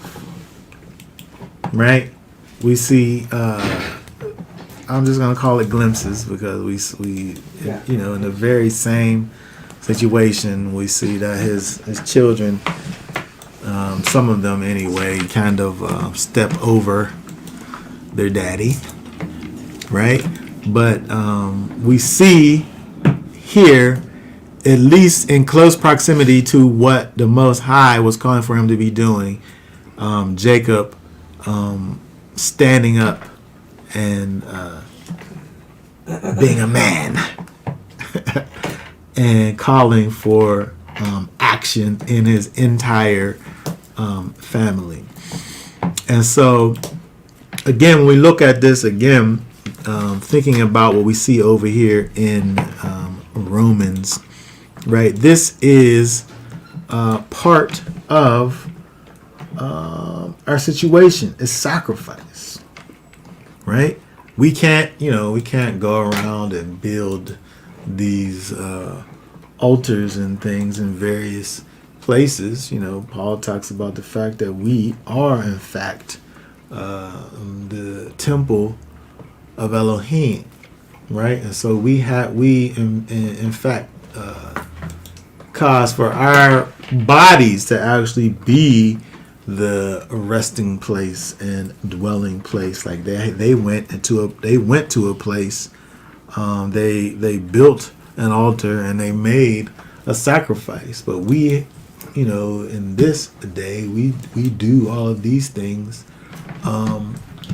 within ourselves and call ourselves to be living sacrifices. Messiah, of course,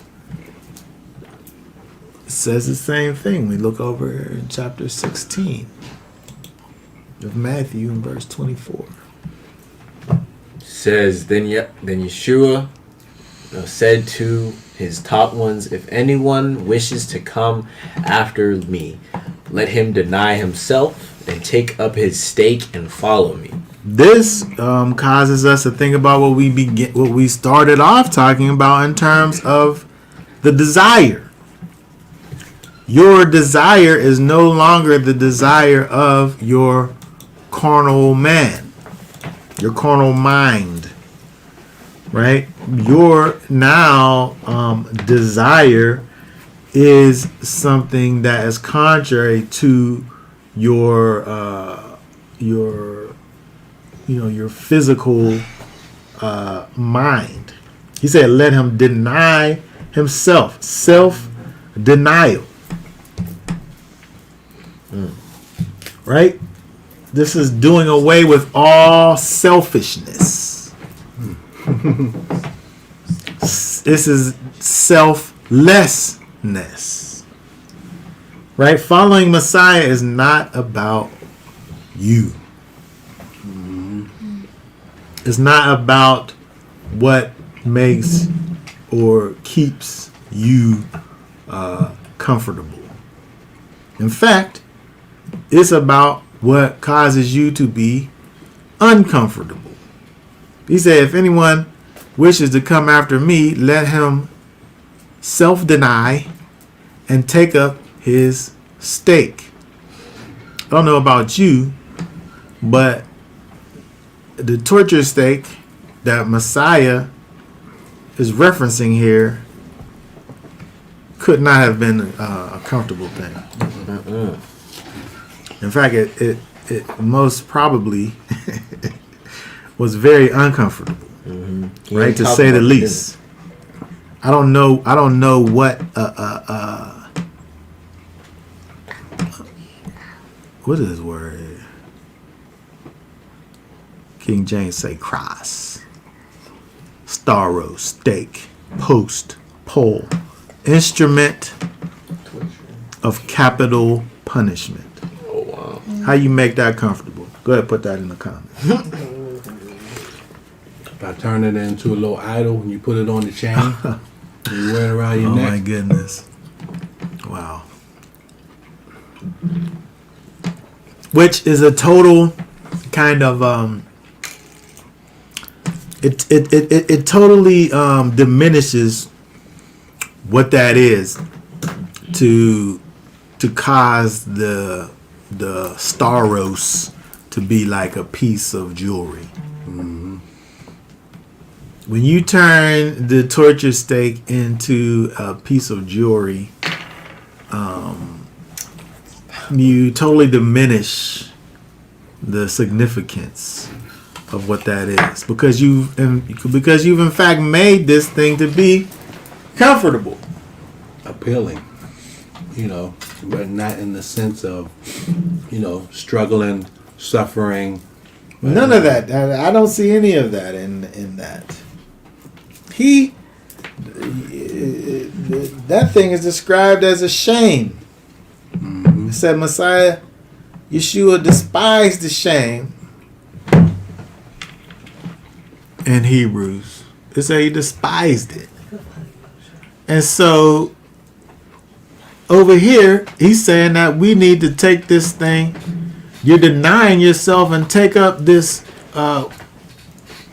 this instrument of capital punishment and follow me. And so he might as well have said, rise up and follow me.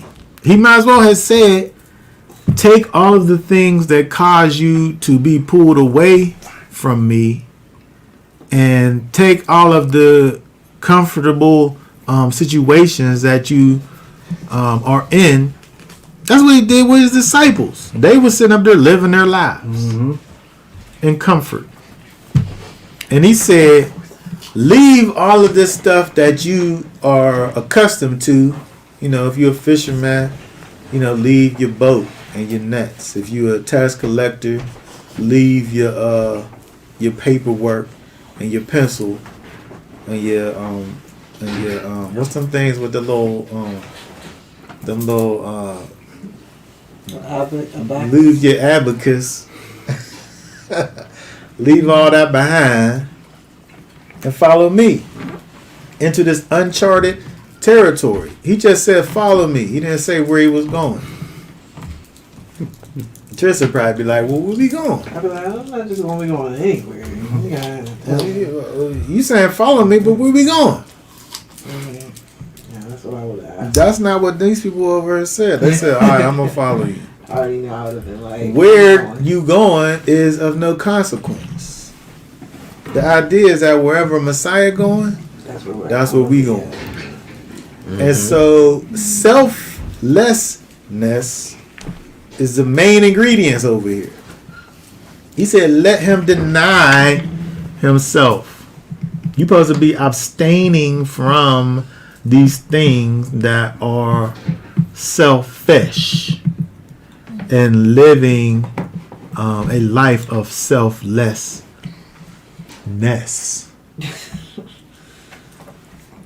What does this look like over here? Let's see. 1 Peter 2:11. 1 Peter 2:11. Beloved ones, I appeal to you as sojourners and pilgrims to abstain from fleshly lusts which battle against the being. Okay, so again, these things that are connected with the desires of carnality, these things are against your soul. He's saying abstain from these things. Disown these things. Deny these things utterly.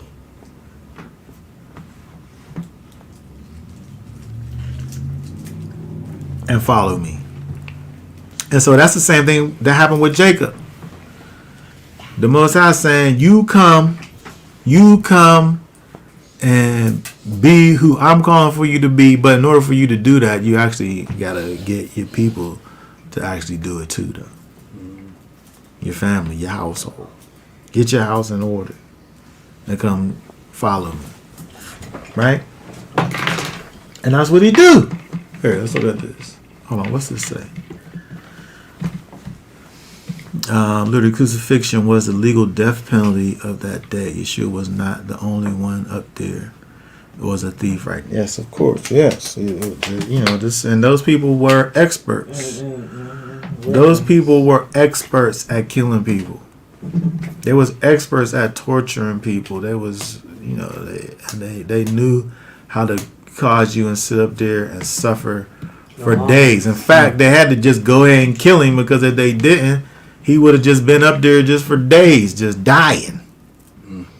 Because they set it up where that that's how they want to just sit up there and just have you just up there, just like what's his name, Conan the Barbarian.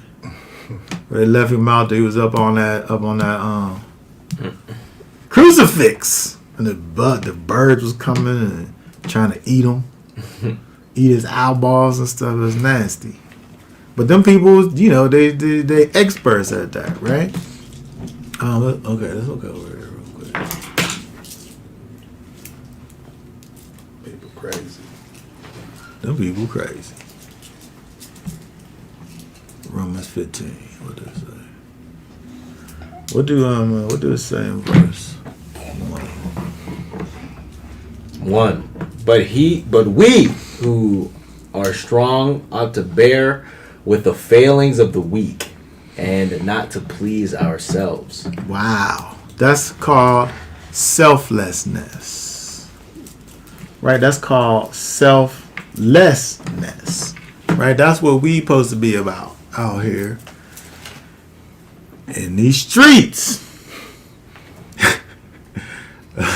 Look at one more thing over here. 2 Timothy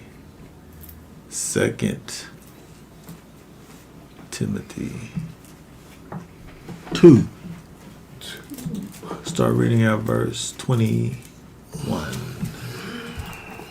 If then anyone cleanses himself from these matters, he shall be a vessel unto value, having been set apart. Hold on a second. The person, the way that he becomes a vessel of value, is by cleansing himself first. You got to be cleansed, right? You got to arise from the way in which you were into a new creature. Mm-hmm. That now, after the cleansing, has value. What's he saying? He said you didn't have no value before. That's all he said.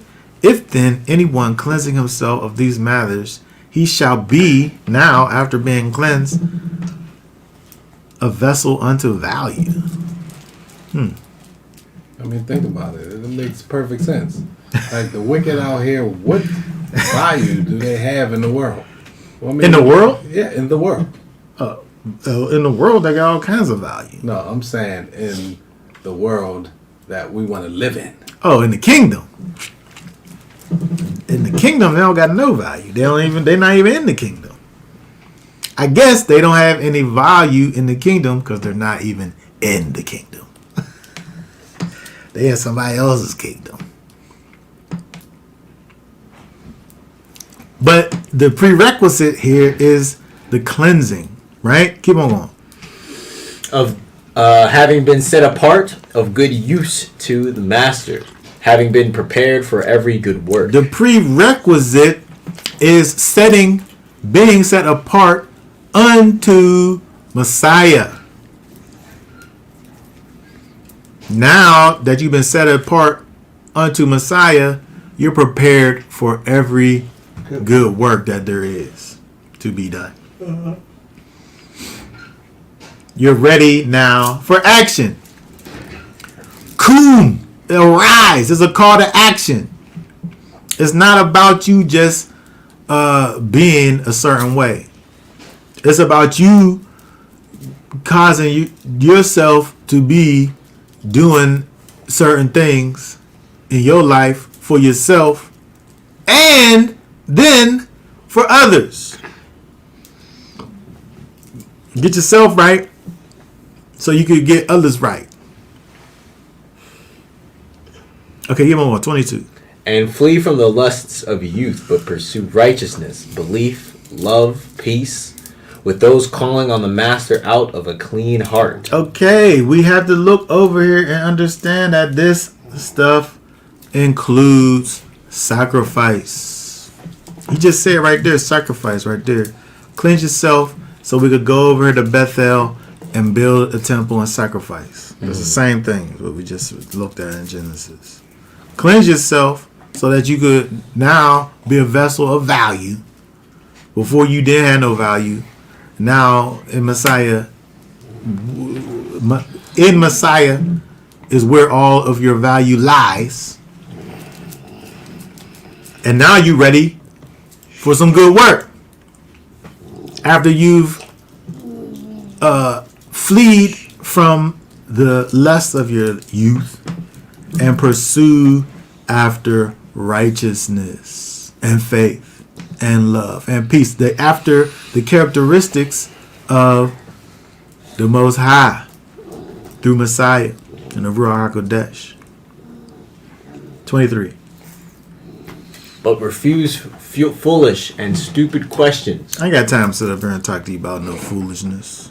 You sit up here talking about some foolishness. And you want me to sit up here and go back and forth with you? What that got to do with the kingdom? Nothing. Knowing that they breed quarrels. We ain't never gonna get to the bottom of nothing. We just gonna be out here just fussing about what? Who's right and who's wrong at the end of the day. 24. And a servant of the master shall not quarrel, but be gentle towards all, able to teach. I ain't got time to sit up here and beat you in a battle. Humbly. Patient when Hold on. wrong. I don't got time to be out here worrying about some quarrel that we could get into. I'm just gonna be gentle with you. Go ahead, you can win. Go ahead, win. That's cool. Over there. Go ahead, win over there. Yeah. And where you at? Right? I just says be gentle towards all. I'm not gonna sit up here and have a heavy hand towards you, even though my hand could be heavy. I'm gonna be gentle, right? Go on, keep on going. Patient when wronged. 25. 24. And in meekness, instructing Hold on. those. 24. Oh, and a servant who shall not quarrel, and a servant of the master should not quarrel, but be gentle towards all, able to teach. Able to teach. Patient when wrong. Able to teach. People need to know something. I'm just gonna say it. You need to be able to teach somebody something. If you ain't able to teach somebody something, then you ain't ready. No. Wow. Was that a heavy hand? Wow. She said you don't know nothing. Wow. Is that harsh? You shouldn't be out here procreating. Shouldn't be out here doing a whole lot of Oh things. my goodness. Wow. You can't do nothing. I'm just saying you need to be quiet.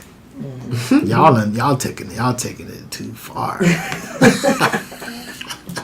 Now be gentle with the people now. I'm just saying just be quiet. Because people out here talking, They are talking. but what they teaching They're though? teaching wrong stuff. But you supposed to be able to teach. But how you able to teach and you was never taught nothing? The Holy Spirit taught me. That's what they said up there and say. Oh, the Holy Spirit taught me. But where that happened we won't see no examples of that in the scriptures. You went somewhere and you was taught something. And so not only that, but as you're being taught, be taught enough where you able to teach something.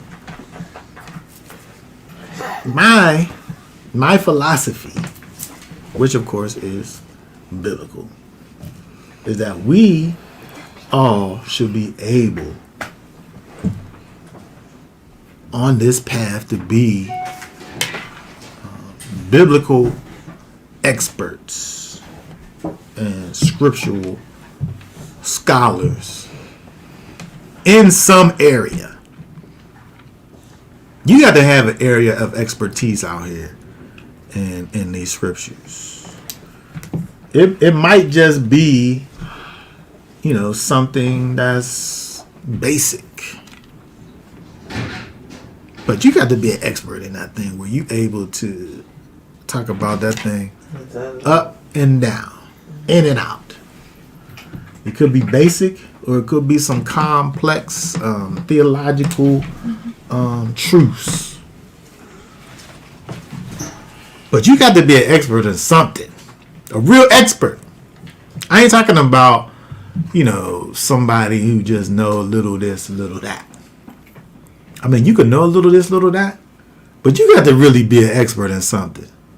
Otherwise, how are you even stable in your situation if you're not even just at bare minimum an expert in what it is Messiah has done? Not only has done for you, but is qualified to have done for you. Well, I could say, well, he brought me out of this or that, which is specific to you. But what even makes him even be qualified to have done this or that in your life? You should be able to know that. Or be quiet. Because you don't know. He said, "Depart from me, workers of iniquity, I never knew you." We got to really know Messiah. And he got to know us. We really have to have an intimate relationship with Messiah and know who he is. And be an expert in it. You don't got to be an expert in everything. But if you ain't an expert in the basics of gospel message, then I'm saying that you need to be quiet. Because he's saying over here, just as a servant of the master, you need to be able to teach. Well, what you going to teach? Well, the basic thing that you're going to teach is the fact that Messiah came and lived and died and went back to the Father and sent back his Ruach HaKodesh so that you can be brought back to the Father. You should be able to talk about the basic gospel up and down all day long until your throat hurt and you need a drink of water. Or do you really even know it? Right? This is the point. And so when Messiah comes and transforms us, right? We have to be able to not only allow the Spirit to work in our hearts and our minds, but we also have to get this word in us and understand how to rightly divide the word of truth. What you said. Watching 1,000 YouTube videos and 500 Google searches makes you a scholar and a teacher nowadays. Yep. Well, that's what people think. But it don't make you no scholar or a teacher. But that's what people think. When we look at the biblical example, them people was somewhere and was discipled. In fact, the Most High said, Messiah said to his disciples to go out and make disciples. That's the formula.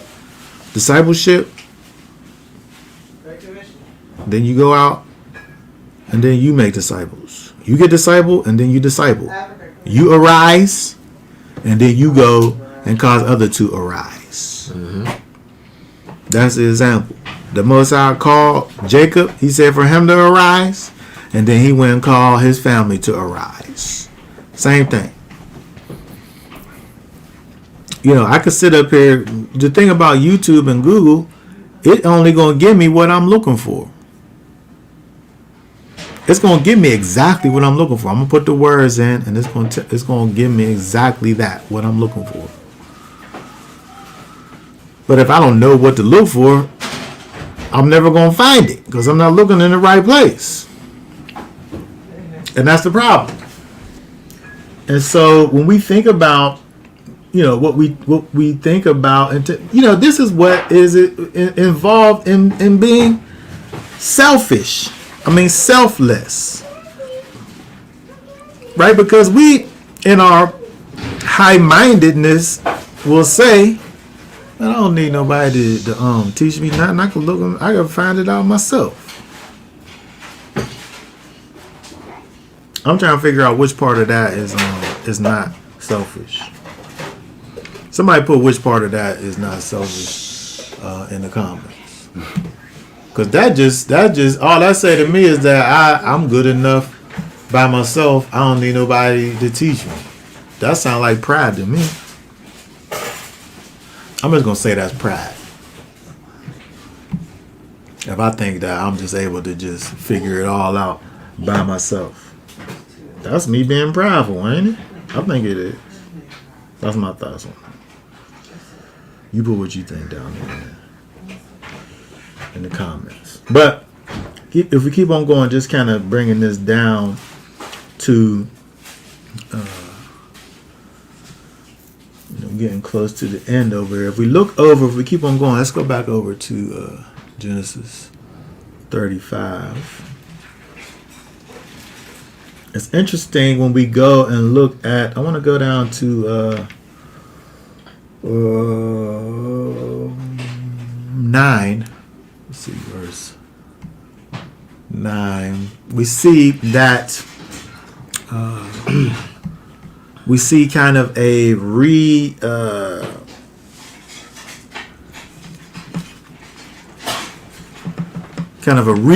of what happened with the Most High and at the time. It's interesting, before it talks about Jacob wrestling with this quote unquote man, and then after the fact he says that he met with Elohim.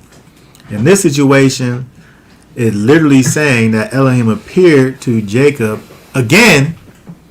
So it's doubling down on the fact that he actually was, in fact, dealing with the Most High. It says that he appeared to him again. And he says, your name is Jacob. Your name is no longer Jacob, but Yisrael. And so we see over here that this is kind of a repeat of what already happened. And the Most High really kind of reestablishing this covenant with Jacob. And to me, it's interesting that we see kind of this process that happens in terms of, I'm saying, go, cum, arise, go to this place, dwell there, make this slaughter place unto me. And the actions, of course, that Jacob takes in terms of, him getting his entire household in order, removing the sin from a situation, removing all of the things that bring disorder to his entire situation, and then the Most High re-establishing this covenant, and him saying to him that I am El Shaddai, I am Elohim Almighty, right? And then it's go and be fruitful and increase, right? This is kind of what is what he told to Abraham. This is the covenant, right? A company of nations shall be from you. Kings come from your body, right? There's kind of even more specifics that's included in what was given to Abraham as opposed to what we see here given to Israel. He's promised this land that he gave to Abraham and to Isaac. He's given it. Moses said, I'll give it to you and to your seed after you. I'm going to give this land. It's like reestablishing the birth, the blessing, the firstborn blessing, and the birthright. Yeah, all of it. It's giving all him of it. both the blessing and the birthright. The Most High giving it. Together, all in one place. Separate from all of the shenanigans that took place. He was going to get in it his anyway, getting. even if he didn't get it. Right. He was going to get it anyway. There was no reason to do all that. Well, it's right. There wasn't. But, that's how it was. And we had to go through all of that just to get back to the place that the Most High, wanted from the beginning. And so, when we see all of this and, we get to the bottom of it where Jacob, in fact, calls this place the house of El, the house of mighty, the house of the mighty. I guess it don't say the there. All right, so when we just kind of, closing this up here, when we think about, what it is that the Most High wants from His people, He really wants for us to be able to, step into our purpose. He created man in His image.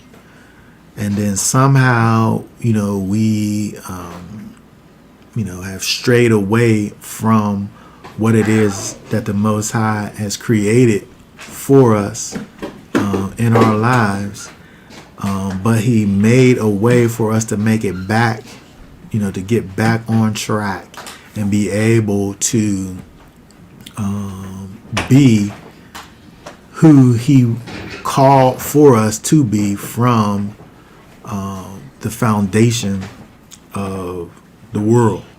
And it's necessary for us not only to allow for the Most High's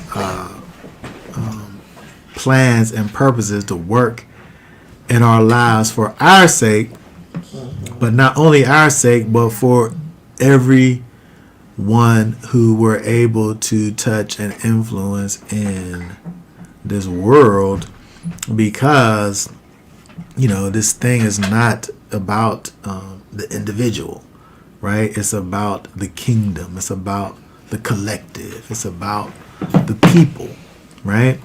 And so, we have to rid ourselves of things that can be connected to selfishness, and understand that the Most High, the only reason why He dealing with you is so that you could go and deal with somebody else. It's never just only about you. Stop there. It's That was never like- just only just like about you. producing fruit, but then not to have the seeds in it to produce more fruit. GMO. The Most High ain't about this GMO spirituality that only includes you just getting yourself right. Things that come from the Most High got seeds in it. All right, that's what I got to say. That's the end right there. The things that come from the Most High. Go ahead, somebody go ahead and put that on your Facebook page right now. The things that come from the Most High got seeds in it.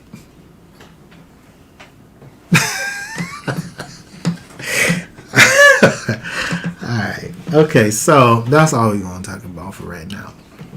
Alright, anybody have any last questions? Comments before we go ahead and be done here.